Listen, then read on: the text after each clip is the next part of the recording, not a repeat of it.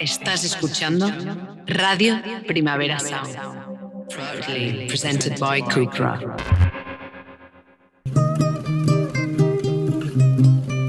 En la cabina de un locutorio estoy intentando llamar para saber de ti.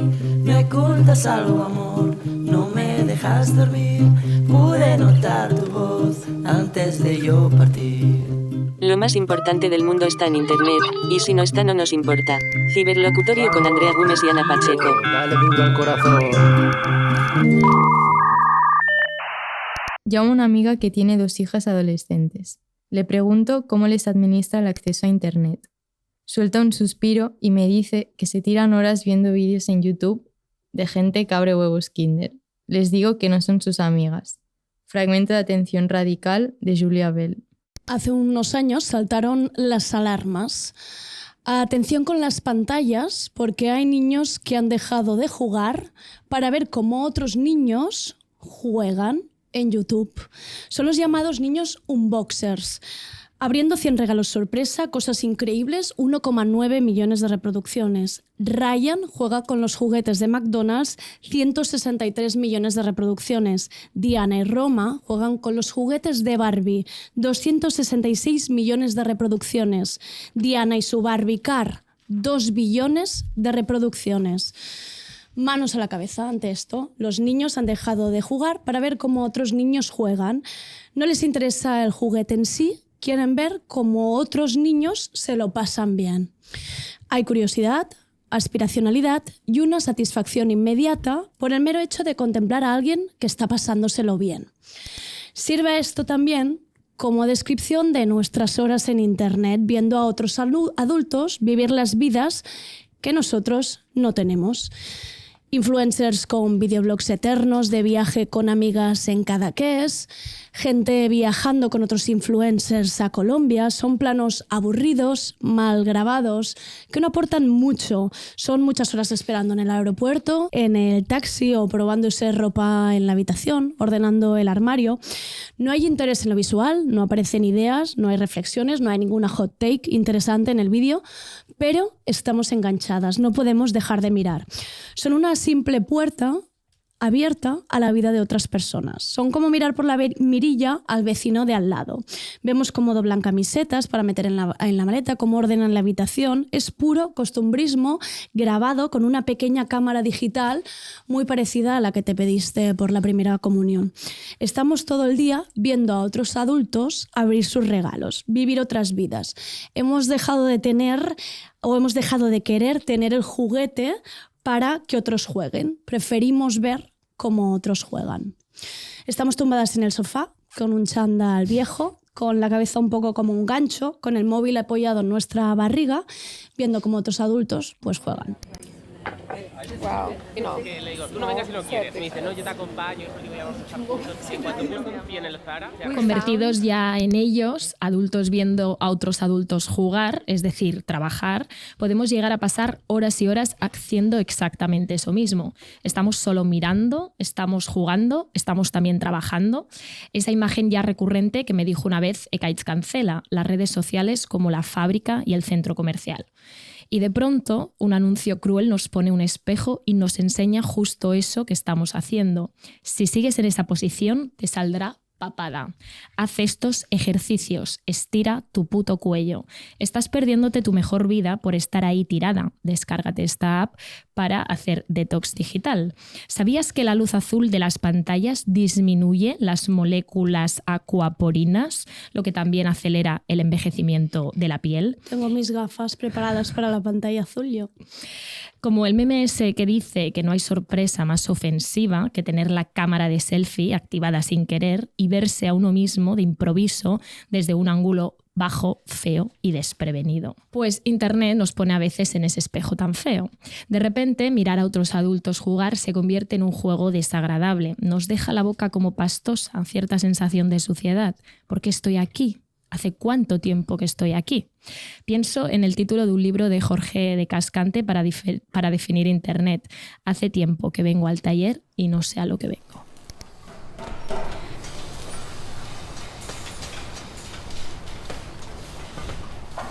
Pero veamos cómo es ese taller por dentro, Andrea. Abramos las puertas de este inmenso taller. Preguntémonos cómo hemos acabado aquí y quién nos metió. ¿A qué hora fichaste? Cierra la puerta al salir, si es que logras salir. El tema es que ya no navegamos por Internet. Eso es de los primeros tiempos de Internet, cuando para movernos por una página el usuario debía tomar rutas a través de enlaces e ir clicando hasta llegar al objetivo final. El usuario era quien tenía el timón, el control de decidir hacia dónde quería ir. Uno de los primeros navegadores comerciales más conocidos fue Netscape Navigator. Se lanzó en noviembre de 1994 y consolidó el uso de este término, que es el de navegar por Internet. Esa idea de ir de un sitio a otro. Ese navegador tampoco duró mucho porque le acabó ganando peso Internet Explorer. Sobre esta idea de lo virtual como una línea paralela en la línea temporal y espacial que vivimos en la vida real, reflexiona Margot Roth en su libro Infoxicación. Es un ensayo publicado por Paidós sobre el que luego hablaremos más de él.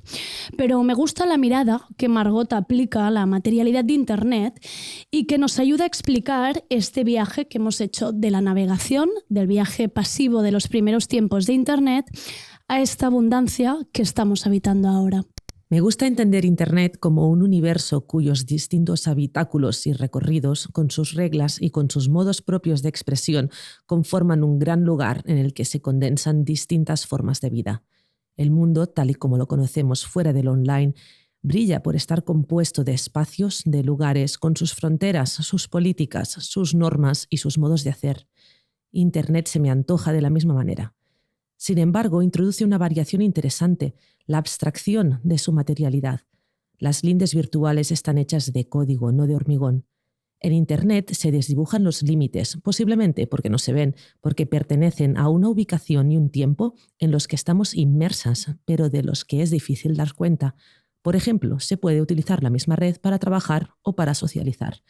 Si Internet puede definirse de alguna manera, es como un universo, pero si intentamos imaginarlo como una línea contigua y superpuesta a la que trazamos al pensar en el universo offline, Internet funciona como catalizador. Se lo oí decir el otro día a Albert Lloreta en una tertulia. Somos la generación del hiperlink.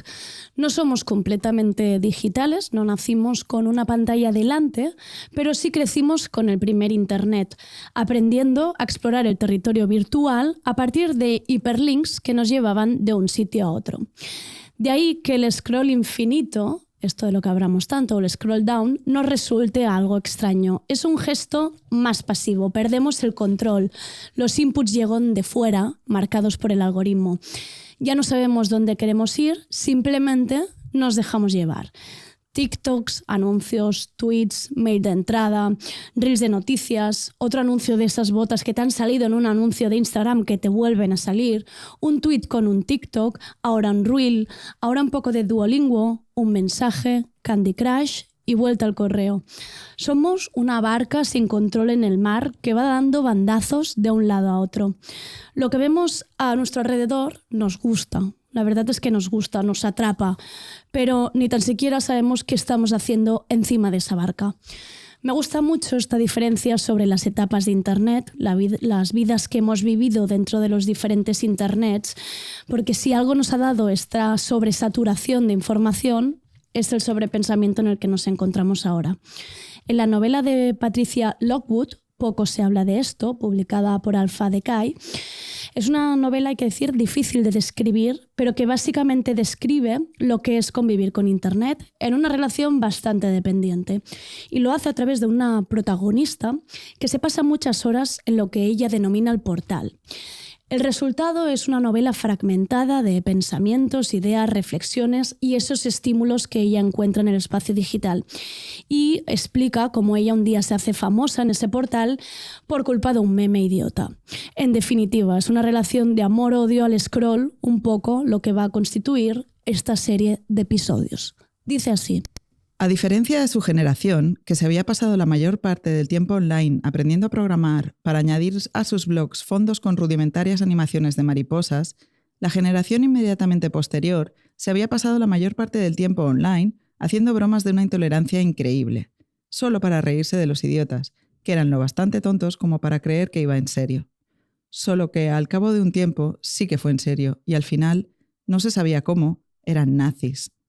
¿Era así como sucedía siempre? El hiperlink tiene su origen en el hipertexto, una forma de escritura no secuencial que se basa en vínculos entre información verbal y visual y que luego se convertiría en la clave o en la base de lo que acabaríamos conociendo como ese Internet de los 90.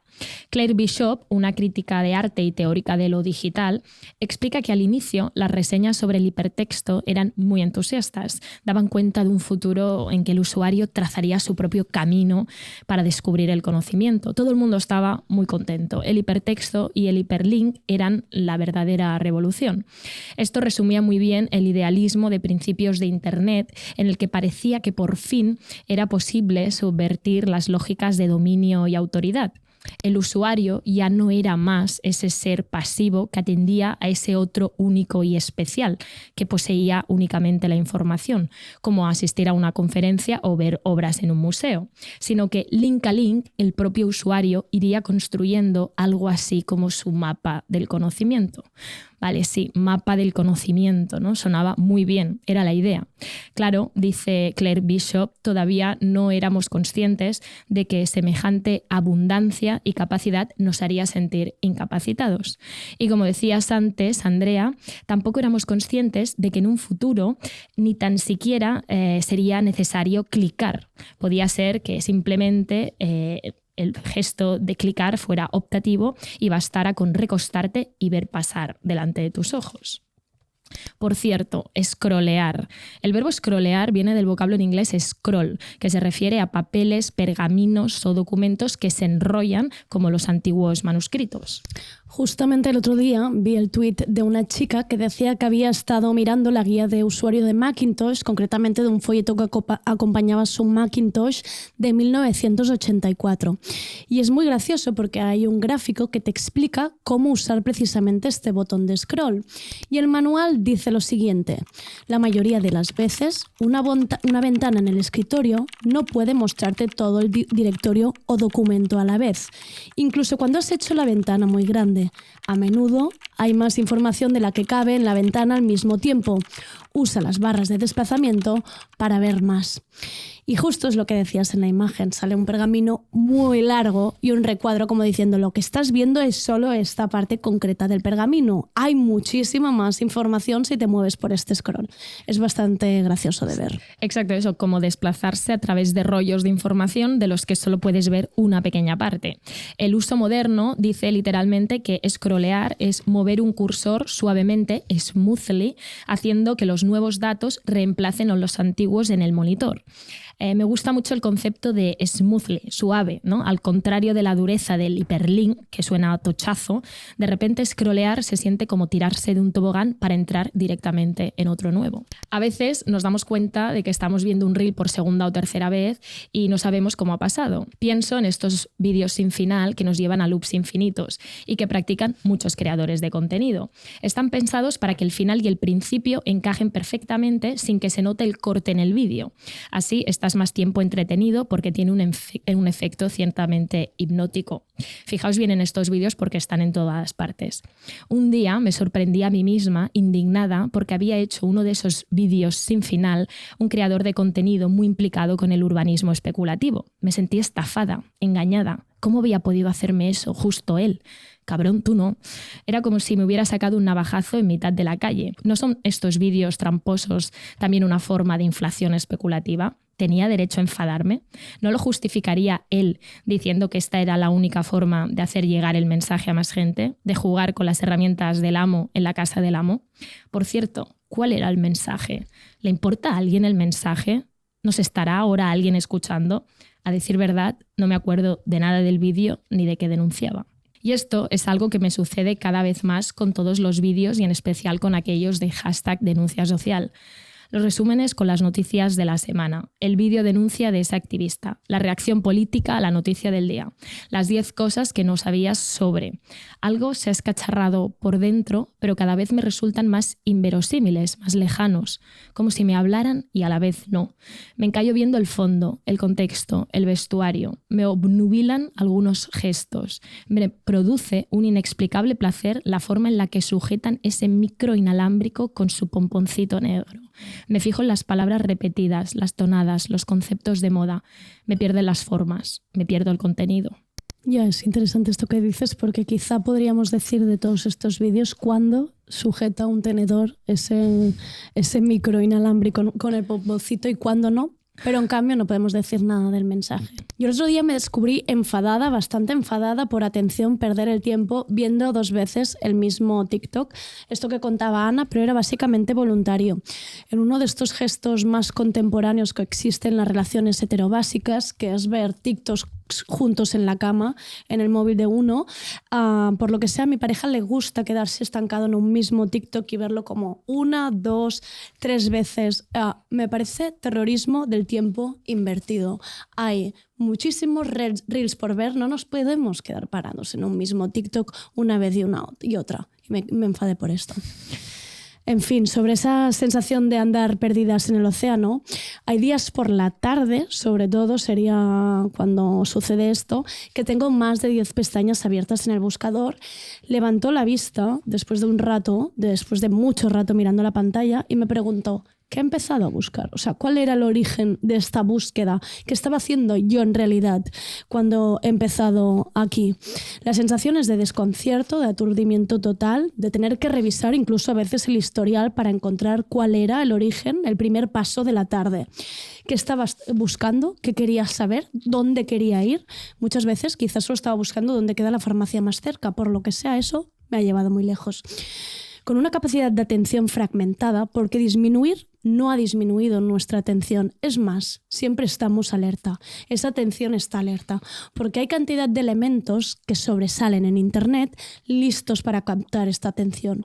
Y ahí está tu mirada en alerta, esperando clicar eso que salta, esa última hora, esa foto con tantos colores llamativos, todo eso que brilla y está ahí para sobresalir y que tú le hagas caso. Por lo que sea, nuestra atención no está minvando, no hemos perdido capacidad de atención, sino capacidad de focalizar, de centrarnos, de no despistarnos, de no dejar que eso otro más brillante acabe ganando la partida. Estamos agotadas a causa de la hiperconectividad. La virtualidad nos agota no solo en la medida en que nos pone a plena disposición de cantidades ingentes de información, sino también en la medida que mezcla las fronteras entre ocio y trabajo. Estamos profundamente cansadas de estar permanentemente disponibles. Fragmento de Margot Roth en el ensayo Infoxicación. Pongamos un ejemplo. Ver, por ejemplo, una serie o una película en casa con el móvil en la mano.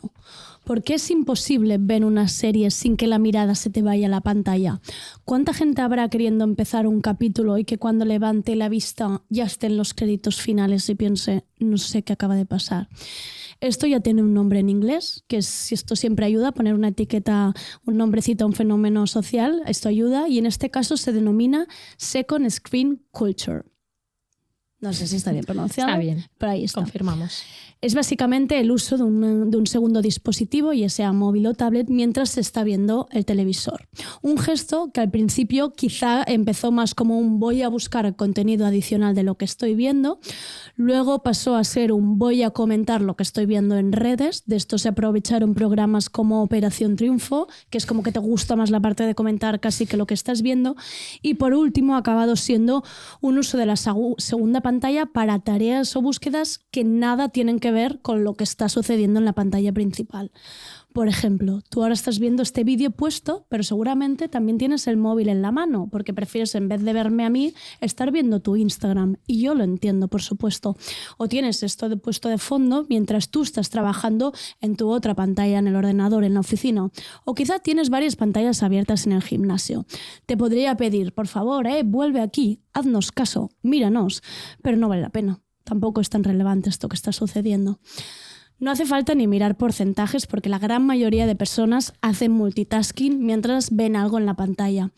Yo, la verdad es que solamente he conseguido mantenerme alejado de la segunda pantalla cuando voy al cine. Es más, muchas veces voy al cine, prefiero pagar la entrada sabiendo que esa película la puedo ver en casa en una plataforma porque sé que básicamente voy a poder estar atenta, voy a poder estar focalizada en lo que está sucediendo en la pantalla.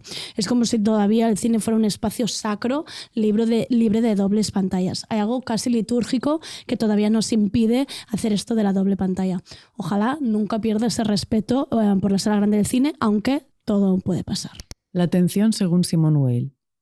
La atención consiste en suspender el pensamiento, en dejarlo disponible, vacío y penetrable al objeto, manteniendo próximos al pensamiento, pero en un nivel inferior y sin contacto con él, los diversos conocimientos adquiridos que deban ser utilizados. Para con los pensamientos particulares y ya formados, la mente debe ser como el hombre que, en la cima de la montaña, dirige su mirada hacia adelante y percibe a un mismo tiempo, bajo sus pies, pero sin mirarlos, numerosos bosques y llanuras. Y sobre todo la mente debe estar vacía, a la espera, sin buscar nada, pero dispuesta a recibir en su verdad desnuda el objeto que va a penetrar en ella.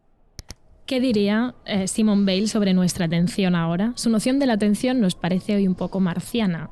Todo esto de subir a la cima de una montaña y esperar a ser penetrados por un objeto. ¿Qué montaña? ¿Qué objeto? ¿Quién puede subir a la cima de una montaña mientras está atrapado en ese taller al que no sabe a qué venía?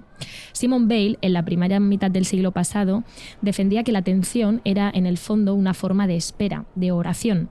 La verdadera atención, dice, no es pretender que el pensamiento produzca o genere algo inmediato, sino una paciente y tranquila espera para comprender verdaderamente el significado del mundo. Incluso esta filósofa llegó a detectar que todas esas poses, esos gestos, esa mímica que comúnmente asociamos a la persona atenta, esa contracción de músculos, ese fruncir las cejas, ese asentir, ese decir ajá, sí, sí, claro, claro, implican en el fondo una fatiga innecesaria.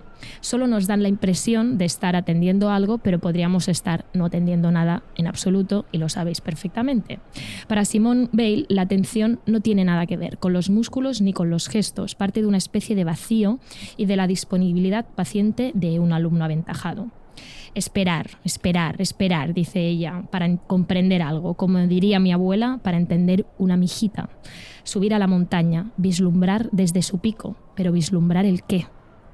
A ver cómo le explicamos a Simone Weil nuestra atención en nuestro taller grasiento. ¿Cómo le decimos a Simone Weil que no hay cima ni montaña y tampoco gestualidad ni espera? Que todo nos viene dado a un ritmo rápido e impaciente. Que no asentimos ni fruncimos el ceño casi nunca, ni cuando miramos un reel de Javi Hoyos, ni el reel del concierto de nuestra artista favorita, ni tampoco leyendo el post de un activista que dice que abandona la flotilla. Que nuestra atención se ha hecho perturbadora precisamente porque engullimos todo y lo hacemos casi siempre de forma inexpresiva. Qué extraño es eso, como cuando escribimos en un chat jajaja lol y estamos completamente serios. El otro día acompañé a Luna Miguel en la presentación de su último libro, Incensurable, en el que ella regresa a su obsesión, el clásico Lolita de Nabokov, para darle una vuelta de tuerca más. Casi todas sus obras hablan de Lolita. Le dije a Luna que un amigo mío me había preguntado si el libro era otra vez sobre Lolita, y que claro, yo le había dicho que sí. Me pregunto si no hay nada más transgresor e improductivo hoy que persistir en una obsesión, y que esa obsesión sea, por ejemplo, la relectura de un clásico, como Lolita. Como cada diciembre, Luna Miguel lee Lolita. Me pregunto si esta forma de enfocar no sea lo más parecido a una oración.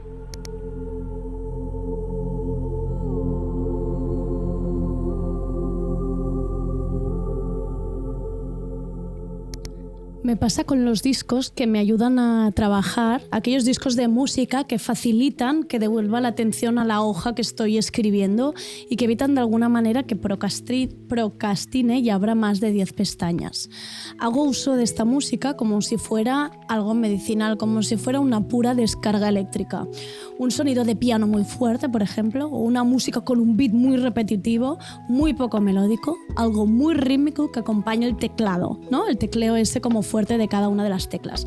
Pienso, si el día de mañana me dijeran, esta música incluye una pequeña descarga, pongamos en el córtex cerebral, encargada de la dispersión, diría, por supuesto, dale más fuerte. Y sé que no soy la única porque en grupos de WhatsApp y foros la gente no deja de preguntar, casi implorar, por favor, una música para trabajar, una música que me ayude a trabajar. Y todo el mundo acude a la llamada siempre con links de álbumes y de vídeos de YouTube con palabras del estilo loop de 1 hora. Entonces, música repetitiva, repetitivo, martillo cerebral, pum, pum, pum, pum, repiqueteo sonoro. Lo llamamos música, pero podríamos dejarlo en la etiqueta de medicamento sonoro. Yo, de hecho, el otro día estaba trabajando y me dije a mí misma, ¿cómo has podido caer tan bajo de buscar precisamente una de esas listas predeterminadas de Spotify titulada Música para estudiar y concentrarse? Y que, de hecho, ahora ya no tenemos ni la certeza de que estén hechas por un humano y que la música que utilicen sea humana. Así que me pareció un poco el culmen de mi desesperación. Era peor el remedio que la enfermedad.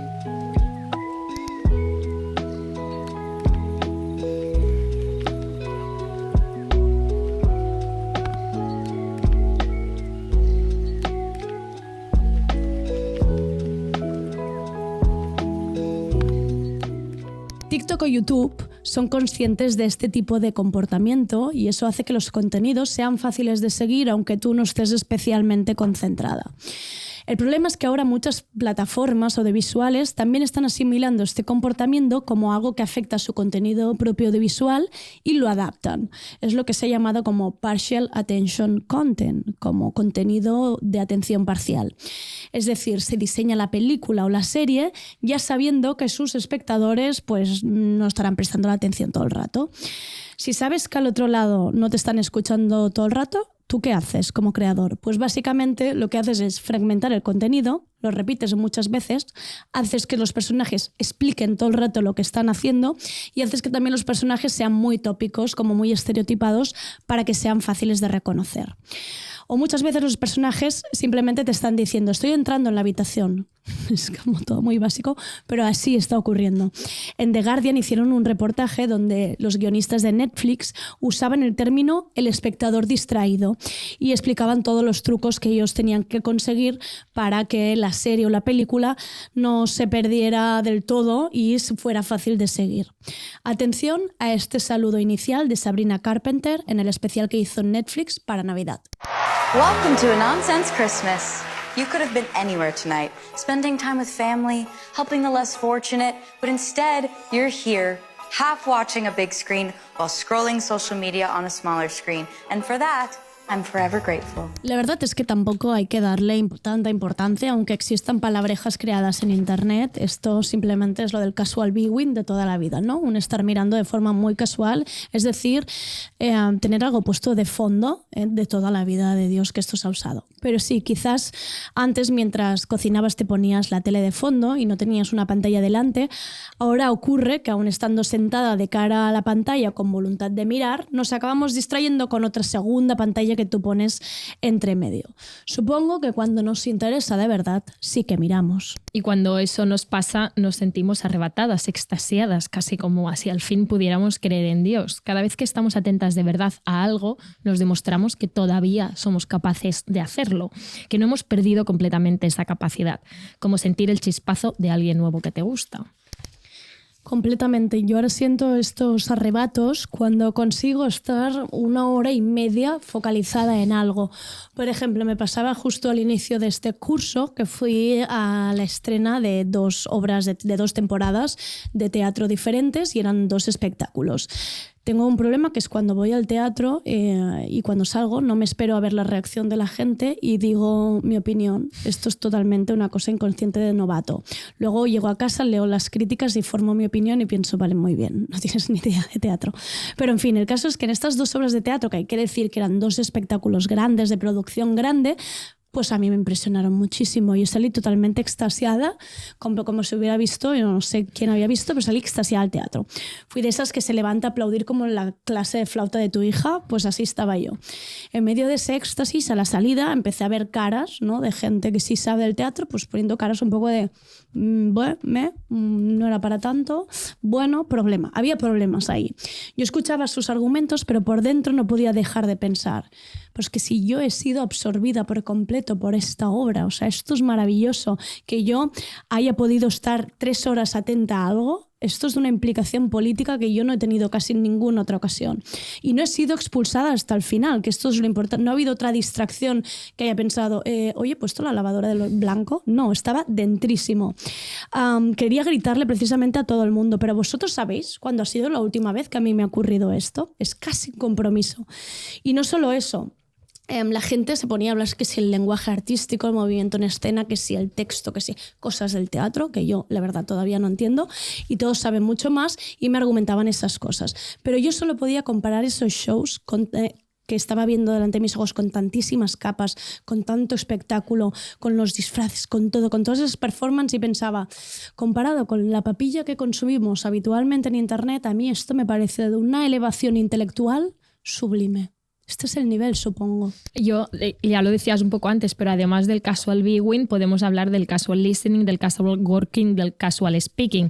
Tengo la impresión de que siempre llevamos con nosotros eso, siempre la doble pantalla, y que muchas veces andamos a otras. Por eso limpiamos los platos mientras escuchamos un podcast, leemos un post de Substack mientras esperamos el bus, leemos noticias apocalípticas mientras vemos una peli del fin del mundo. Todo el rato estamos preparados y accesibles, disponibles para enlazar ese otro dispositivo. No ha sido, de hecho, la propia forma de hacer este guión, esta serie fragmentada y dispersa, cada una desde su ordenador, desde su casa, desde su pantalla, con 50 pestañas abiertas, completando un drive que se abre y se cierra, escribiendo y desconectando. El objetivo es hablar de Internet, pero Internet a la vez nos aleja de nuestro objetivo. Y nuestro bien más preciado es el foco. ¿Dónde ponemos el foco ante la gran posibilidad de distracciones que pasan por delante de nuestros ojos? Existe esta frase famosa de un ex trabajador de Facebook que decía así: las mejores mentes de mi generación están pensando en cómo conseguir que la gente pinche anuncios. ¿Cómo vamos a luchar contra ellos si una gran cantidad de gente está trabajando en generar estos estímulos? El tema es si esas pantallas te distraen para no soltarte, si más que una distracción son un túnel del que no sabemos salir. Y también un poco preguntarnos de qué estamos hablando realmente. ¿Acaso hubo un mundo de fantasía, de hermosos prados verdes, manantiales, agua clara, animalillos salvajes y atención radical? ¿Existe ese pasado en el que las personas solo hacían una cosa a la vez, en que todo era puro y transparente? De todo eso hablaremos en el segundo episodio. Cógenos de la manita, no hace falta ni que hagas nada. Es posible que el segundo episodio se te reproduzca solo. Idea y texto: Andrea Gómez y Ana Pacheco. Diseño sonoro: Rob Román y Nacho Medina. Cámaras: André Ignat y Nacho Medina. Edición y retoque digital: Nacho Medina. Diseño gráfico: Ana Ayala. Coordinación y apoyo técnico: Clara Narbión, Isaro Bo y Bet Colvinen.